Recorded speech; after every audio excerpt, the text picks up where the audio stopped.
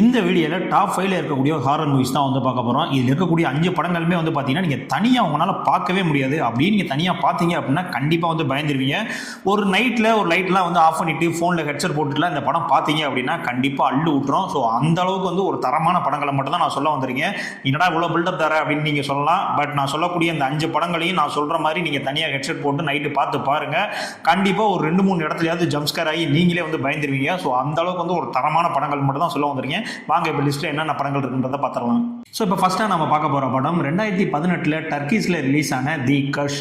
இந்த படம் வந்து பார்த்தீங்கன்னா யூடியூப்லேயே வந்து அவைலபிளாக இருக்குது. ஸோ நீங்கள் தி கர்ஷ் அப்படின்னு யூடியூப்லேயே சர்ச் பண்ணாலே வந்து இந்த படம் வந்து வந்துடும். ஸோ இந்த படத்தினுடைய ஒல்லியான ஸ்டோரி என்ன அப்படின்னு வந்து பார்த்தீங்கன்னா, அந்த பெண் தோழிகள் இருக்காங்க. அதில் ஒரு பெண் தோழி வந்து ஒரு இடத்துல ஒரு இக்கட்டான சூழ்நிலையில் போய் மாட்டிக்கிறாங்க. ஸோ இவங்க 3 பேரும் போய் அந்த பெண் தோழிகளை காப்பாற்றலாம் அப்படின்னு நினைக்கும் போது இல்லை நம்ம 3 பேர் உள்ளே போனால் நம்மளும் மாட்டிக்கிறோம், நம்மளும் வந்து வெளியே வர முடியாது, நம்மளும் இறந்துருவோம் அப்படின்ற மாதிரியான ஒரு சுச்சுவேஷனில் அந்த ஒரு தோழியை விட்டுட்டு இந்த 3 தோழிகளும் வந்துடுறாங்க.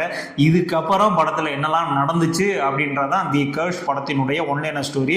ஆக்சுவலாக இந்த படத்தை நான் வந்து அடித்து சொல்லுவேன். நான் உங்களால் முடிஞ்சால் நைட்டு ஹெட்செட் போட்டு இந்த படத்தை நீங்கள் பார்த்து பாருங்கள், லைட்லாம் ஆஃப் பண்ணிவிட்டு கண்டிப்பாக வந்து அள்ளு விட்டுரும். ஸோ அந்த அளவுக்கு வந்து ஹாரர் எலமெண்ட்ஸ்லாம் வந்து பயங்கரமாக பண்ணியிருப்பாங்க. ஸோ அந்த ஹாரர் எலமெண்ட் மட்டும் இல்லாமல் படத்தினுடைய ஸ்க்ரீன் பிளேயுமே வந்து ரொம்ப ஒர்த்தபுளாக வந்து பண்ணியிருப்பாங்க. இதில் எந்த விதமான அடல்ட் கண்டென்ட் அந்த மாதிரி எதுவுமே கிடையாது. நீங்கள் ஃபேமிலியோடய வாட்ச் பண்ணலாம். ஆனால் திரும்பவும் சொல்கிறேன், இந்த படம் இதில் இருக்கக்கூடிய சில ஜம்ப்கேர் சீன்ஸ் எல்லாம் வந்து பார்த்தீங்கன்னா ரொம்பவுமே வந்து அற்புதமாக இருக்கும். கண்டிப்பாக நீங்கள் பயப்பட மாட்டேன் அப்படின்னு சொல்கிற ஆள் கூட இந்த படத்தை பார்த்தா கண்டிப்பாக பயப்படுவீங்க. ஸோ அந்த அளவுக்கு ஒரு தரமான படம். இந்த படத்தை மிஸ் பண்ணிடாதீங்க.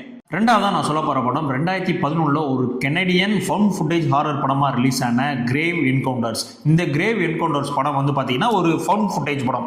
அதாவது வந்து இந்த மொபைல்லேயே வந்து ஷூட் பண்ணிடுவாங்கல்ல, ஸோ அந்த மாதிரியான ஒரு ஃபவுண்ட் ஃபுட்டேஜ் படம். ஸோ இந்த ஃபவுண்ட் ஃபுட்டேஜ் படம்லாம் வந்து நிறைய பார்த்து அதுக்கான ஃபேன்ஸ்லாம் வந்து நிறையா இருக்காங்க. ஸோ அவங்களுக்குலாம் வந்து பார்த்தீங்கன்னா அந்த படம் வந்து ரொம்பவுமே பிடிக்கும். இதனுடைய கதை என்ன அப்படின்னு பார்த்தீங்கன்னா ரொம்ப வந்து இன்ட்ரெஸ்டிங்காக இருக்கும். ஆக்சுவலாக இந்த கிரேவ் என்கவுண்டர்ஸ் அப்படின்ற மாதிரியான ஒரு சீரிஸ் வந்து எடுத்துகிட்டு இருக்காங்க. அதில் ஒரு 5 எபிசோடு வந்து எடுத்து முடிச்சுட்டாங்க. அதில் வந்து ஒரு 6வது எபிசோடு வந்து எடுக்கணும். அதுக்கு வந்து பார்த்தீங்கன்னா இந்த மாதிரி ஒரு தடை செய்யப்பட்ட ஒரு ஹாஸ்பிட்டல் இருக்குது. ஸோ அதுக்குள்ளே போய் வந்து இந்த மாதிரி ஃபவுண்ட் ஃபுட்டேஜ், அதாவது அந்த ஃபோட்டோலாம் எடுத்து அங்கே இருக்கிறதெல்லாம் வந்து வீடியோ கவரேஜ் பண்ணி அதை வந்து ஒரு எபிசோடு மாதிரி கன்வெர்ட் பண்ணலாம், அதை வந்து ரொம்ப பரபரப்பாக கொண்டு போகலாம் அப்படின்னு சொல்லிட்டு உள்ளே இறங்குறாங்க ஒரு டீமு. அதுக்கப்புறம் அங்கே என்னெல்லாம் நடந்துச்சு அப்படின்றது தான் வந்து இந்த படத்தினுடைய கதை. ஆக்சுவலாக அந்த ஃபவுண்ட் ஃபுட்டேஜ் படம்ன்றதெல்லாம் வந்து பார்த்தீங்கன்னா உங்களுக்கு தலையே வந்து சுத்த வச்சுருவானுங்க. இதில் இருக்கக்கூடிய ஒவ்வொரு ஹாரர் எலமெண்ட்டும் வந்து அந்த அளவுக்கு வந்து ஒர்த்தபுளாக இருக்கும். நீங்கள் ஃபோனில் பார்த்துட்டு இருந்தீங்க அப்படின்னா கண்டிப்பாக நீங்களே வந்து நடந்து போயிட்டு இருக்க மாதிரி அந்த மாதிரியான ஒரு உணர்வெல்லாம் வந்து வரும். ஸோ அந்த அளவுக்கு வந்து ஒரு தரமான படம். கண்டிப்பாக வந்து இந்த ஃபன் ஃபுட்டேஜ் படம்லாம் நான் ரொம்ப விரும்பி பார்ப்பேன் அப்படின்னா கண்டிப்பாக இந்த படத்தை வந்து ட்ரை பண்ணுங்கள்.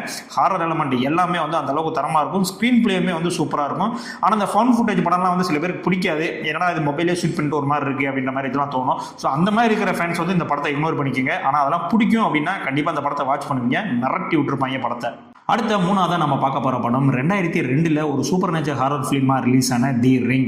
இந்த படத்தினுடைய கதை என்ன அப்படின்னு வந்து பார்த்தீங்கன்னா, ஒரு சின்ன ஒரு வீட்லேயே வந்து முடிச்சிருப்பாங்க. ஒரு சின்ன டேப் ரெக்கார்டர் இருக்கும். ஸோ அந்த டேப் ரெக்கார்டில் கேட்கக்கூடிய சில விஷயங்கள், அது யாரெல்லாம் கேட்குறாங்களோ கேட்டு ஒரு வாரத்தில் வந்து அவங்க வந்து இறந்து போயிடுறாங்க. ஸோ இந்த விஷயங்கள்லாம் வந்து எதுக்கு நடக்குது அப்படின்றதுக்காக கண்டுபிடிக்கிறதுக்காக நம்ம கதாநாயகி வந்து களத்தில் இறங்குறாங்க. ஸோ அதுக்கப்புறம் படத்தில் என்ன நடக்குது அப்படின்றது தான் ஒன்லைன ஸ்டோரி. நான் ஆக்சுவலாக இதுக்கு முன்னாடி ஒரு படம் சொன்னால ஃபஸ்ட்டு தி கர்ஷ்னு. ஸோ அது மாதிரியே எனக்கு இந்த படமும் ரொம்ப பர்சனல் ஃபேவரட்டுங்க. ஏன்னா இதில் இருக்கக்கூடிய ஹாரர் எலிமெண்ட் எல்லாமே வந்து அந்த அளவுக்கு ஒர்த்தாக இருக்கும்.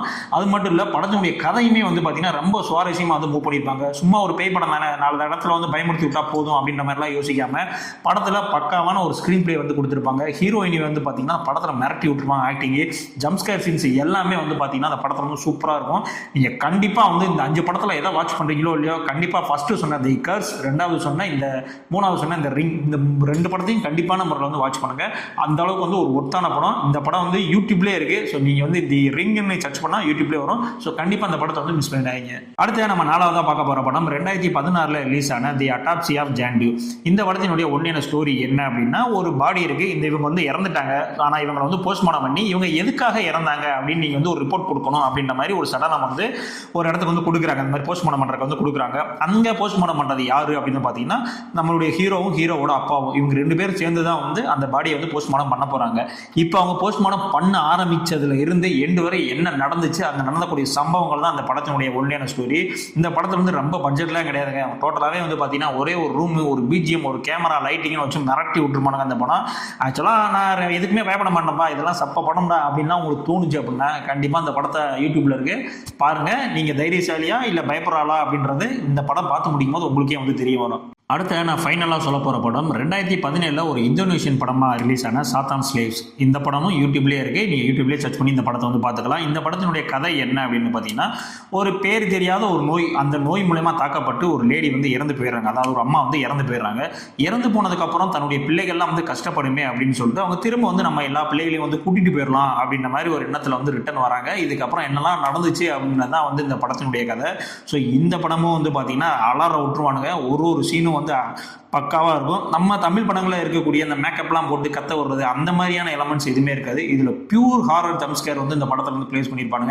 நீங்கள் நம்பலை அப்படின்னா இந்த படத்தை வந்து வாட்ச் பண்ணி பாருங்க. முடிஞ்சாலும் தனியாக வாட்ச் பண்ணி பாருங்க. அப்போ தான் வந்து இந்த ஹாரர் எலமெண்ட் எல்லாமே வந்து உங்களுக்கு வந்து நல்லபடியாக ஃபீல் ஆகும். ஸோ இந்த படம் பார்க்கல அப்படின்னா கண்டிப்பான முறையில் இந்த படத்தை வந்து பார்த்துருங்க. இப்போ நான் சொன்ன இந்த 5 படங்களுமே உலகத்தரம் வாய்ந்த படங்கள். உலகத்திலே இருக்கக்கூடிய டாப் 5 ஹாரர் மூவிஸை நீங்கள் எடுத்துக்கிட்டால் கண்டிப்பாக இந்த 5 படத்தில் ஒரு 3 படமாவது வந்து அதில் வந்து லிஸ்ட்டில் இருக்கும். ஸோ அந்த அளவுக்கு வந்து ஒரு தரமான படம் மட்டும் தான் உங்களுக்கு வந்து கொடுத்துருக்கேன். இதில் நான் சொல்லக்கூடிய அந்த 4 படங்களுமே யூடியூப்லேயே இருக்கு. ஸோ நீங்கள் யூடியூப்லேயே சர்ச் பண்ணி இந்த படத்தை வந்து பார்த்துக்கலாம். ஸோ இந்த வீடியோ பிடிச்சிருந்துச்சு அப்படின்னா கண்டிப்பாக நம்மளுடைய சேனலை வந்து சப்ஸ்கிரைப் பண்ணுங்க. இது மாதிரி ஹாரர் படத்துடைய பார்ட் 2 வேணும்னாலும் சொல்லுங்க. கண்டிப்பாக அதுக்கான வீடியோவும் நான் வந்து கிரியேட் பண்ணி போடுறேன். இந்த படம்லாம் பார்த்துட்டேன் ப்ரோ, எனக்கு பயமே இல்லை, ஐயோ இந்த படமா ப்ரோ பார்த்து நடிக்கிட்டேன் ப்ரோ அப்படின்னு உங்களுக்கு 2 அபிப்பிராயத்தில் எது இருந்தாலும் நம்மளுடைய கமெண்ட் செக்ஷன் வந்து சொல்லிட்டு போங்க. ஸோ இதே மாதிரியான அடுத்த ஒரு வீடியோவில் வந்து உங்களை சந்திக்கிறேன். நன்றி.